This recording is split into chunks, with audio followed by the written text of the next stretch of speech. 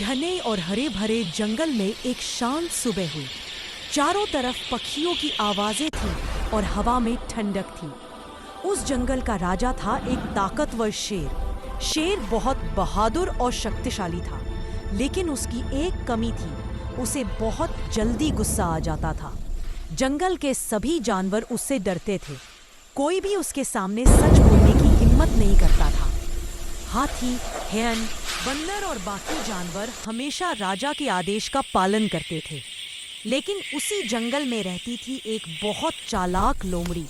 लोमड़ी अपनी चालों से दूसरों को फंसाने में माहिर थी। एक दिन जब राजा शेर आराम कर रहा था, लोमड़ी ने चुपके से उसका भोजन चुरा लिया। लेकिन चालाक लोमड़ी यही नहीं रुकी। उसने चोरी का इल्जाम बेचारे और मासूम हिरन पर लगा दिया। थोड़ी ही देर में ये अफवाह पूरे जंगल में फैल गई। जैसे ही शेर को ये बात पता चली, वह गुस्से से दहाड़ उठा। पूरा जंगल उसकी दहाड़ से कांप गया। शेर ने आदेश दिया, हिरन को तुरंत मेरे सामने लाया जाए। डरा हुआ हिरन कांपते कदमों से राजा के सामने पहुंचा।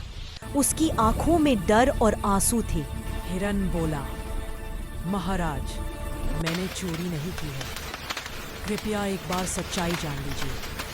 लेकिन गुस्से में डूबा शेर कुछ भी सुनने के तैयार नहीं था। तभी फिर से एक छोटा सा खरगोश धीरे धीरे आगे आया। सब जानवर हैरान थे। खरगोश ने साहस जुटाकर कहा, राजन, शक्ति से बड़ा न्याय होता है। बिना सच्चाई जाने सजा देना सही नहीं है। खरगोश की बात सुनकर शेर थोड़ी देर के लिए चुप हो गया। उसे सोचने पर मजबूर होना पड़ा। शेर ने सभी जानवरों को बुलाया और सच्चाई जानने के लिए पूछताछ शुरू की। जैसे जैसे सवाल बढ़ते गए, लोमड़ी घबराने लगी। उसका झूठ ज्यादा देर तक छुप नहीं सका। आखिरकार सच सामने आ गया। चोरी लोमड़ी ने ही की थी। यह सुनकर शेर को बहुत शर्मिंदगी हुई।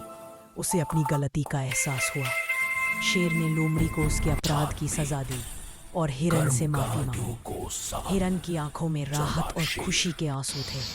बाकी जानवरों ने भी चैन की सांस ली। उस दिन के बाद शेर ने तय किया कि वह गुस्से से नहीं, समझदारी और न्याय से राज करेगा।